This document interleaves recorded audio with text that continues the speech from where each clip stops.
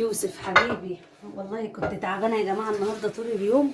بصوا جبت خيار مخلل، خيار عشان اعمله مخلل، يعني قعد كام يوم كده في التلاجة وما عملتوش، بس شكل كده في باظ منه هرميه واشوف الباقي نظامه ايه، عشان قعدت يومين كده كان عندي دور برد وتعبان. اشوف يوسف بقى الصراحه قال لي هقوم اغسل المواعين يا ماما وريحي. يوسف الواد بالسمان يا زنيل. يوسف نعم. ايه ده؟ ايه ده؟ ثواني، انت بتعمل ايه؟ انت بتغسل المواعين عشان تريحني ولا بتعمل ايه؟ هو ايه ده؟ تعال تعال لف لف لف ده ايه؟ ايه ده؟ مش وصل التليفون؟ ما عشان اربطها بس عشان المنظر ده عشان بغسل. طب يعني السماعة يعني مش واسع هغسل عليك كده، ووقع، همل. ما لازم كده، لازم تتكيف وتتمنجي وانت بتغسل. همل. تمل؟ انا مش هغسل كده انا. يا رب انت الشافي المعافي، يا رب انت الشافي. مش عايزة المعافي. اغسل.